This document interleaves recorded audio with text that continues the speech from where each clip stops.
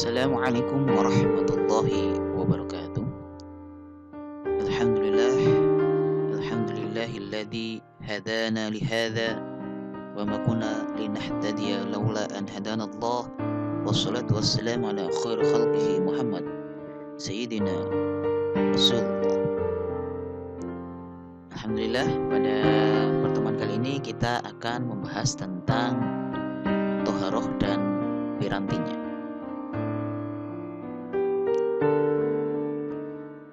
Apa itu taharoh? Taharoh secara etimologi atau secara bahasa artinya adalah bersih atau bersuci. Sedangkan secara terminologi menurut para ulama fikih, yaitu menurut mazhab Syafi'i, taharoh adalah bersih dari hadas maupun kotoran dan najis. Dalam pandangan mazhab Hanafi, taharoh atau bersuci dapat berupa perbuatan seseorang membersihkan sesuatu yang najis atau kotor. Sebagaimana taharoh dapat pula berupa bersihnya sesuatu yang kotor atau najis dengan sendirinya.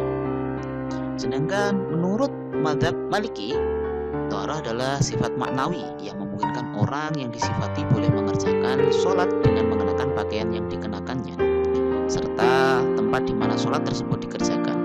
Makna dari sifat maknawi adalah bahwa taharoh merupakan keadaan atau kondisi yang ditetapkan Allah sebagai syarat sahnya sholat dan atau semacamnya.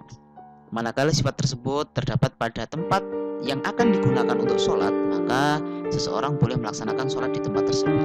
Begitu pula ketika sifat tersebut ada pada pakaian yang akan digunakan untuk sholat, maka orang tersebut boleh mengenakan pakaiannya untuk melakukan sholat.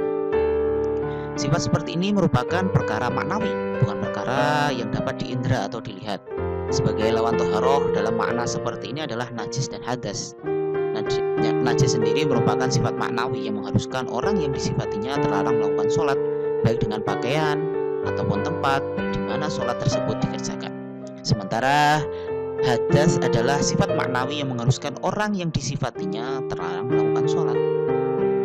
Sedangkan menurut mazhab Syafi'i, taharoh secara syar'i mencakup dua makna. Yang pertama adalah melakukan sesuatu yang mengakibatkan dibolehkannya mengerjakan sholat.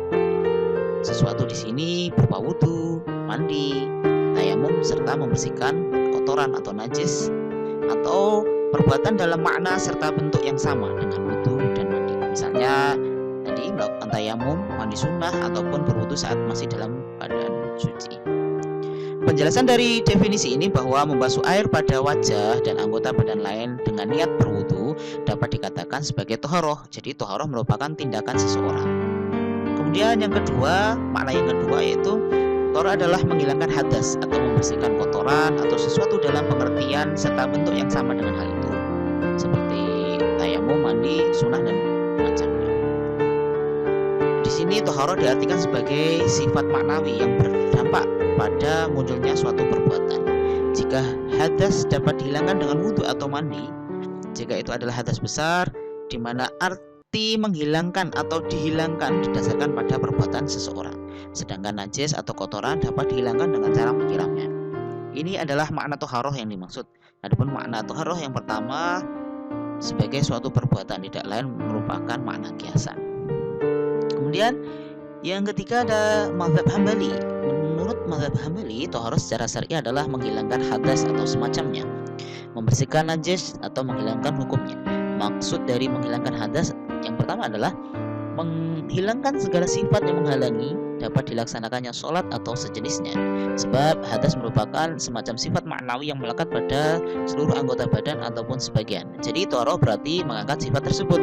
Sementara yang dimaksud dengan semacamnya dalam pengertian taharoh adalah tindakan yang mengandung makna seperti menghilangkan hadas, misalnya memandikan mayat. Meskipun hal ini tidak mengangkat hadas, akan tetapi ini merupakan perkara ibadah. Contoh lain adalah melakukan wudu ketika masih memiliki wudu, hal mana ini bukan untuk menghilangkan hadas. Semua itu masuk dalam pengertian seperti menghilangkan hadas meskipun tidak menghilangkan hadas. Sedangkan yang dimaksud dengan membersihkan najis dalam pengertian mencakup baik perbuatan yang dilakukan seseorang seperti menyiramkan air di tempat yang terkena najis ataupun najis yang dihilangkan atau najis yang hilang dengan sendirinya seperti berubahnya khamr menjadi cuka. Sedangkan maksud dari menghilangkan hukumnya dalam pengertian toharoh ini adalah menghilangkan hukum hadas maupun najis atau apa saja yang semakna dengan ini. Ini dapat dilakukan dengan menggunakan debu tanah, yaitu tayamum dari hadas maupun kotoran. Jadi tayamum dapat menghilangkan hukum hadas maupun hukum najis yang mana dapat mengalih pelaksanaan sholat. Kemudian berikutnya jenis toharoh. Telah disebutkan bermacam-macam pengertian toharoh tadi dari beberapa mazhab, meskipun pengertian tersebut mengandung perbedaan dalam beberapa aspek, akan tetapi dapat digarisbawahi dan ditarik suatu benang merah yang dapat dianggap sebagai pengertian yang disepakati bahwa toharoh adalah secara istilah merupakan suatu kondisi atau sifat yang digariskan oleh syariat sebagai syarat sahnya sholat. Dibolehkannya benda-benda ini digunakan atau dimakan untuk dikonsumsi dan sebagainya. Syariat mensyaratkan agar badan seseorang telah memenuhi kondisi atau sifat toharoh manakala hendak melaksanakan sholat. Demikian juga dengan pakaian serta tempat di mana sholat tersebut dilaksanakan. Hendaknya telah memenuhi kondisi dan sifat toharoh sebagaimana dimaksud. Begitu pula dengan makanan, disyaratkan agar makanan yang hendak dikonsumsi telah memenuhi kondisi atau sifat toharoh agar halal untuk dikonsumsi. Toharoh pada hakikatnya adalah satu, tetapi dapat dibedakan dari sisi mana toharoh tersebut disandarkan. Misalnya toharoh dari kotoran atau najis, atau dari sisi toharoh sebagai suatu sifat yang melekat. Untuk kategori yang pertama adalah toharoh dibagi menjadi dua, yaitu toharoh dari kotoran atau najis dan toharoh dari hadas. Syariat telah memerintahkan orang yang melakukan sholat, memerintahkan kita yang melakukan sholat untuk mengkondisikan tubuh dan pakaiannya murni dari kotoran, sedangkan dirinya murni dari hadas.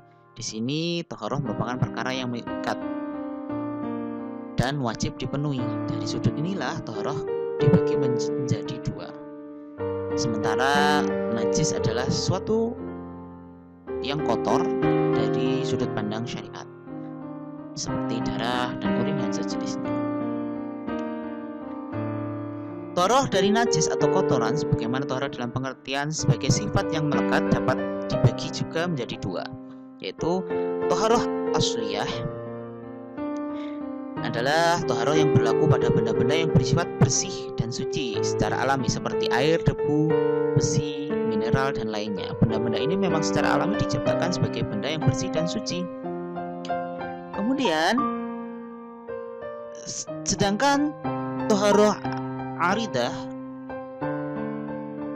adalah toharoh yang dilakukan untuk menghilangkan najis yang menimpa benda-benda tersebut. Disebut tohmah aidah karena mengarah pada benda-benda yang dapat menyebabkan hilangnya kotoran, misalnya air, debu, dan lainnya.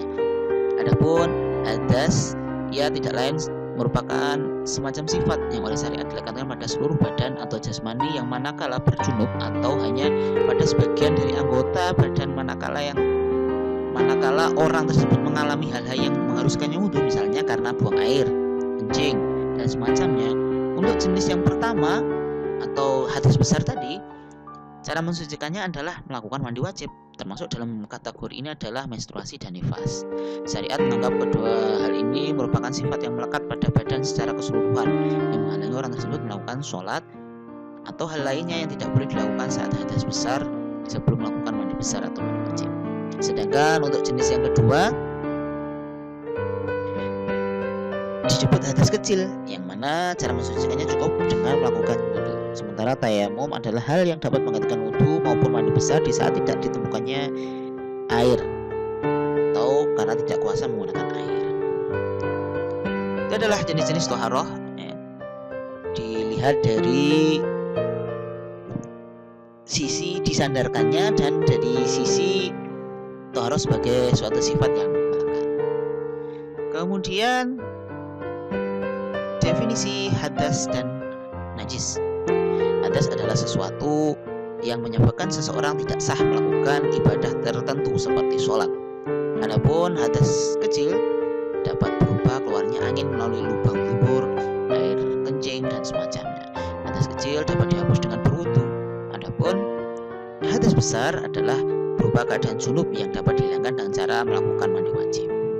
Kemudian najis adalah sesuatu yang datang dari dalam diri manusia ataupun dari luar manusia yang dapat menyebabkan tidak sahnya badan, pakaian atau tempat untuk dipakai untuk beribadah. Atau bisa dikatakan najis merupakan sifat maknawi yang ada kalanya melekat pada pakaian sehingga terlarang menggunakannya untuk sholat. Ada kalanya melekat pada tempat di mana sholat tersebut dikerjakan sehingga terlarang mengerjakannya di tempat tersebut. Dan ada kalanya juga melekat pada diri seseorang yang disebut hadas tadi. Kemudian macam-macam hadas, ada hadas kecil, yaitu segala sesuatu yang membatalkan wudu, contohnya kentut atau keluar angin dari tubuh tadi, buang air besar, kencing dan lain-lain. Kemudian yang kedua ada hadas besar, yaitu sesuatu yang menyebabkan mandi besar. Contoh adalah mimpi basah, bersuatu tubuh dan lain sebagainya. Adapun macam-macam hadis, macam-macam najis, yaitu ada najis mukhafafah, yaitu najis ringan. Contohnya adalah air kencing bayi yang belum berumur 2 tahun dan belum makan selain air susu ibu. Ini adalah najis mukhafafah. Kemudian yang kedua ada najis mutawasitoh atau najis sedang. Ini najis sedang ini terbagi jadi dua, yaitu hukmiyah dan ainiyah. Hukmiyah adalah benda suci yang terkena benda najis dan masih bisa disucikan. Kalau ainiyah adalah benda yang pada asalnya memang najis dan tidak bisa disucikan. Menurut pandangan para ulama fikih, di sini mazhab Hambali mendefinisikan najis hukmiyah adalah sebagai kotoran yang mengenai tempat yang suci sebelum terkena najis. Ia mencakup najis yang berbentuk maupun yang tidak. Kapanpun ia mengenai tempat yang suci tersebut. Adapun najis hakiki atau najis ainiyah tadi adalah najis itu sendiri. Kemudian menurut Imam Syafi'i mendefinisikan najis ainiyah sebagai sesuatu yang mengandung kotoran atau berubah rasanya atau warnanya atau baunya. Itulah yang dimaksud dengan najis ainiyah tadi. Sedangkan najis hukmiyah adalah tidak ada kotorannya atau tidak ada rasanya, tidak ada warna, tidak bau, seperti bekas air kencing yang sudah kering dan tidak ada bentuknya. Itulah najis hukmiyah. Kalau menurut mazhab Maliki, najis hukmiyah adalah pengaruh dari najis yang mengenai tempat tersebut, sedangkan najis ini adalah inti dari najis itu sendiri.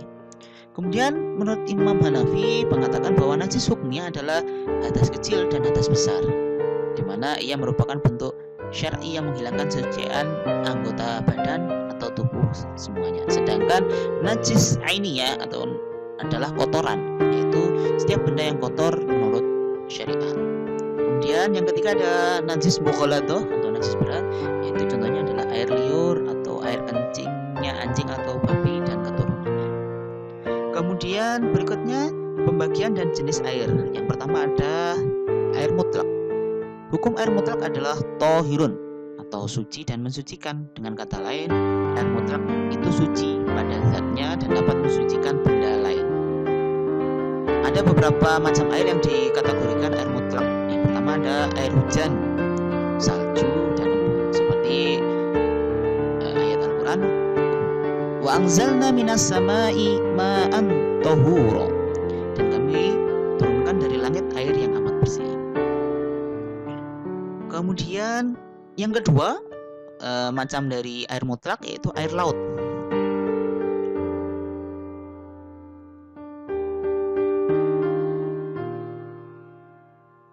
Yang ketiga ada air zam-zam.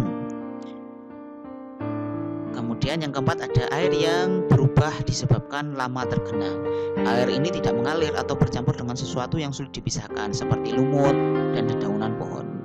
Menurut kesepakatan ulama atau ijma, air seperti ini termasuk air mutlak. Pada dasarnya, segala jenis air dalam pembahasan di sini yang dapat disebut air mutlaknya tanpa dikaitkan dengan unsur-unsur lain dapat digunakan untuk bersuci. Kemudian air yang kedua ada air mustakmal atau air yang pernah digunakan. Air mustakmal adalah air yang pernah dipergunakan untuk mandi besar atau berwudu. Hukum air semacam ini adalah suci dan dapat dipergunakan untuk bersuci. Sebagaimana air mutlak dengan tanpa ada perbedaan dari segi hukum. Sebab pada dasarnya air ini suci dan tidak ada satupun dalil yang meniadakan kesucian hukumnya. Adapun dalil yang menyatakan bahwa hukum air mustakmal adalah suci dan dapat dipergunakan untuk bersuci adalah hadis Rasulullah dari Rubai bin Muawid ketika menjelaskan tentang cara wudhu Rasulullah SAW. Yang berkata, Rasulullah SAW mengusap kepalanya dengan air wudhu yang terdapat pada kedua tangannya. Dari redaksi hadis ini, sesungguhnya Rasulullah mengusap kepalanya dengan air yang masih tersisa pada tangannya. Kemudian pendapat yang ketiga adalah air yang bercampur dengan benda suci. Adapun air yang bercampur dengan benda suci seperti sabun, minyak, tepung dan sebagainya pada umumnya terpisah dari air, maka hukum air tersebut tetap suci dan mensucikan selama masih masuk dalam kategori air mutlak. Jika tidak lagi masuk dalam kategori air mutlak, maka air itu hukumnya suci tetapi tidak dapat mensucikan benda lain.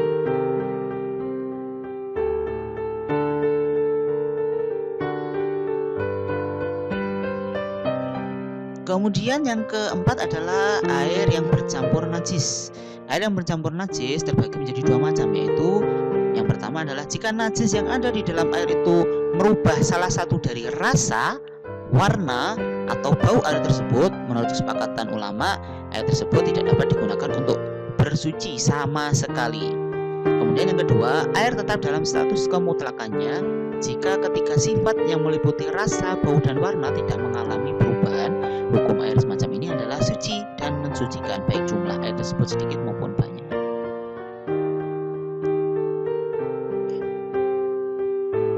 Kemudian yang kelima, air sisa minuman. Maksudnya adalah air yang masih tersisa dalam tempatnya atau tempat wadahnya setelah diminum. Jenis air semacam ini terbagi menjadi beberapa bagian, yaitu yang pertama air sisa minuman manusia. Air sisa minuman manusia tetap suci baik yang meminumnya orang muslim, kafir, sedang junub maupun sedang haid. Kemudian yang kedua ada air sisa minuman hewan yang halal dagingnya. Status air sisa yang telah diminum hewan yang boleh dimakan dagingnya adalah suci sebab air lainnya keluar dari daging yang suci. Dengan demikian air sisa minumannya pun tetap suci. Kemudian yang ketiga, air suci minuman keledai, burung, dan binatang buas. Status air minuman keledai, burung, dan binatang buas adalah suci. Kemudian air sisa minuman kucing. Air sisa minuman kucing statusnya juga suci. Sebagai landasan atas hal tersebut adalah hadis Hafsah bin Ka'ab yang menjadi pelayan Abu Qatadah. Pada suatu ketika Abu Qatadah masuk ke rumahnya sedangkan Hafsah menyediakan air wudhu untuk Abu Qatadah. Dan tiba-tiba seekor kucing datang lalu memasukkan kepalanya ke dalam bejana tersebut dan meminum airnya.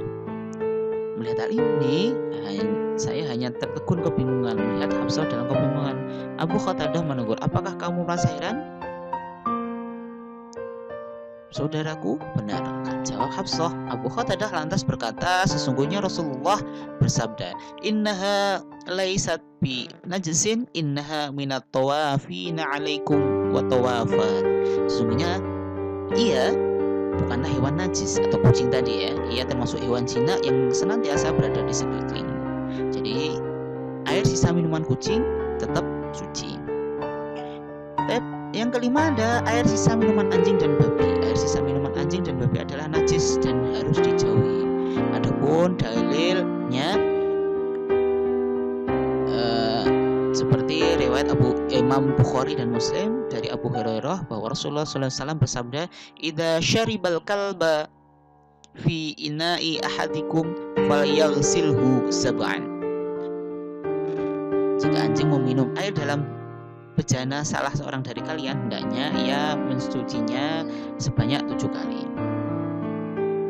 Jadi yang jadi perhatian adalah air itu suci, ada yang suci dan mensucikan, ada yang suci saja tetapi tidak bisa mensucikan. Tip, syukron, ila liqa, wa khairan, wassalamualaikum warahmatullahi